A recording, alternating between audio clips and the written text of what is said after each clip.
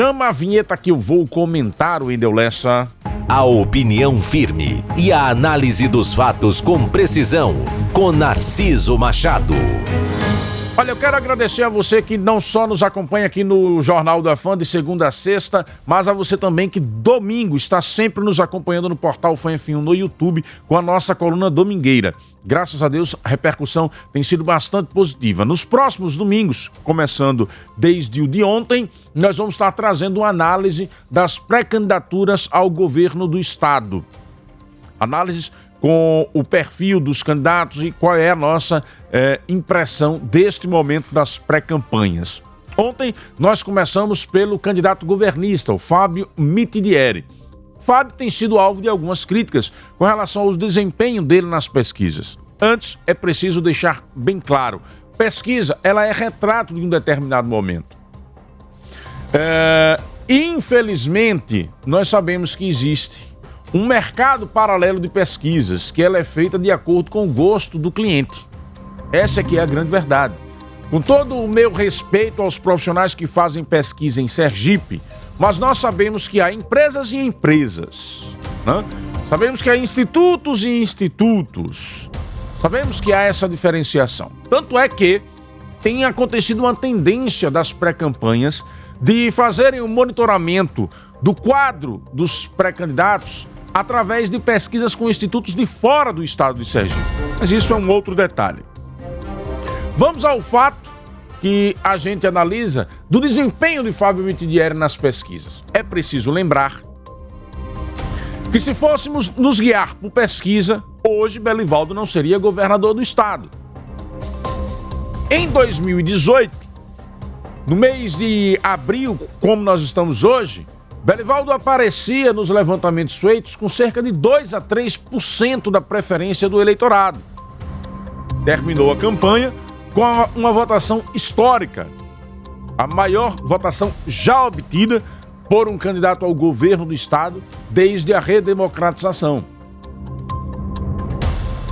Portanto, é preciso termos muito cuidado quando a gente analisa um cenário a partir de um resultado que estamos aí distantes há exatos 6 meses ainda da campanha.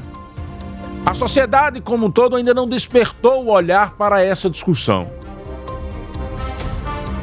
Eu lembro também que em 2020 existiam pesquisas que circulavam nos bastidores em que se apontava lá que o eleitorado aracajuano e que o eleitorado, por exemplo, de Nossa Senhora do Socorro tinha uma tendência de votar no candidato de Lula. Eu cheguei a ver pesquisa em Socorro, por exemplo, em que 70% da população demonstrava, meses antes da campanha, que poderia votar no candidato de Lula. Qual foi o resultado do PT lá? Uma votação muito pequena. Qual foi o resultado do PT em Aracaju? 4ª colocação. Então, é preciso ter muito cuidado quando a gente vai analisar os cenários e muitas vezes a gente olha a este cenário com paixão. No caso de Fábio Mitidieri, é preciso lembrar que em Sergipe há uma força muito grande de quem está no governo do estado. Fábio tem o apoio do grupo governista. Na política possui o maior agrupamento, maior número de apoios e tem tido hoje nas pesquisas um desempenho que é 10 vezes maior que o de Belivaldo, se formos contar o fato de que Belivaldo não passava dos 2%. Há pesquisas de todos os gostos que apontam o Fábio dos 15% aos 20%. Então, Fábio tem hoje um desempenho que chama a atenção. Olha, você analisar o pré-candidato por reações que existem nas redes sociais é muito perigoso. Porque a rede social ela é uma bolha. Quando a gente vai para uma postagem, por exemplo, sobre Valmir de Francisquinho, explodem os comentários positivos. Quando a gente vai para uma postagem que traz o nome do candidato governista, explodem também de críticas e de apoios, é mais equilibrado. Isso significa dizer que Valmir confirmando candidatura ao governo do estado está eleito? Não significa dizer absolutamente nada disso, porque, por exemplo, Nós temos nas redes sociais um campeão de comentários positivos e de apoio, que é o presidente Jair Bolsonaro. Na prática, os institutos têm mostrado que Bolsonaro não lidera a corrida para a presidência da República. Então, é preciso que a gente tenha muito cuidado na hora de analisar o cenário da política. E eu não tenho a menor dúvida de que Fábio Mitidieri, pela habilidade que ele possui na condição de campanha, não vai manter a avenida aberta para a passagem dos opositores com tanta facilidade. Será uma disputa duríssima. É um candidato que, pelo desempenho atual nas pesquisas, tendo uma vantagem de estar saindo com um posicionamento melhor do que o de Belivaldo há 4 anos atrás, tende a ter um desempenho, portanto, também melhor que o de Belivaldo no primeiro turno. Essa é a tendência, pelo agrupamento que possui, pelo fato de ter o maior número de apoios, a não ser que tenhamos surpresas até agosto.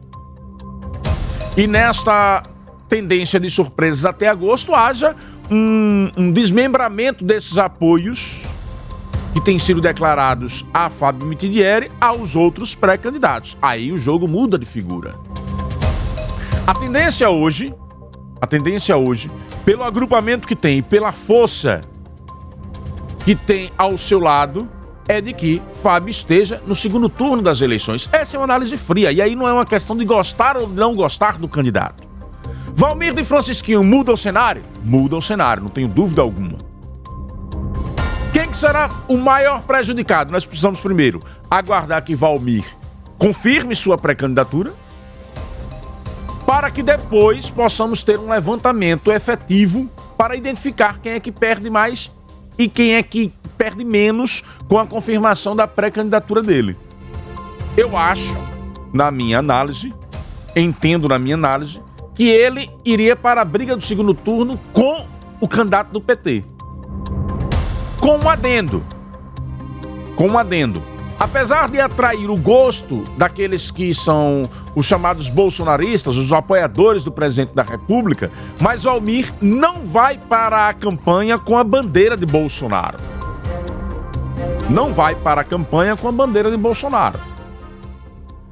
Portanto, nós podemos ter aí uma configuração totalmente diferente. Pode ter um esvaziamento da candidatura de Alessandro.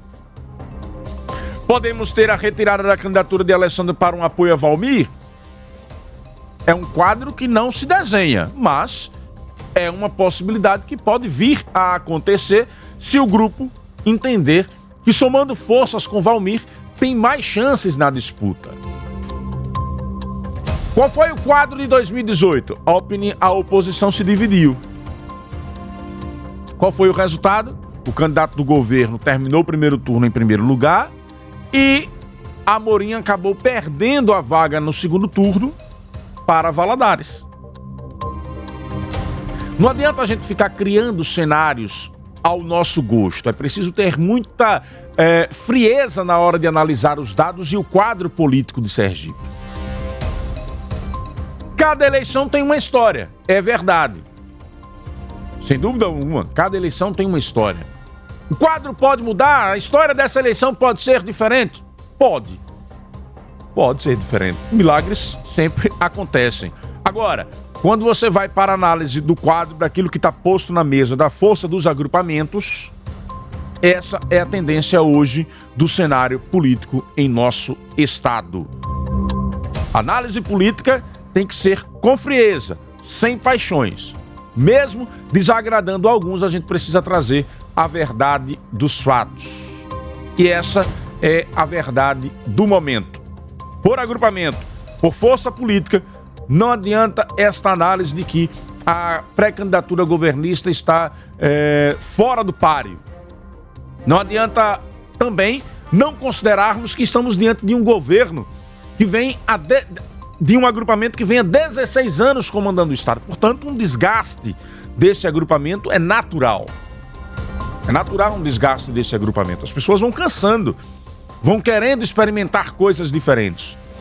Além disso, um outro dado negativo com relação a Fábio é a questão do racha com o PT. 2018 o agrupamento esteve todo unido. O PT agora está fora. Qual será a tendência do eleitorado diante deste fato? Vamos aguardar mais um pouco para observar o que é que vai pesar mais. São esses pontos positivos de ter o agrupamento, de ter maior força política ao seu lado, ou esses negativos de estar sendo apoiado pelo grupo governista que está há 16 anos e que tem um desgaste natural diante da sociedade? Calma, ainda temos muito tempo pela frente, muitas águas ainda irão rolar, e se você não se atentar, a paixão acaba cegando a sua análise. Cuidado, nos acompanhe que você vai ter sempre informação de qualidade.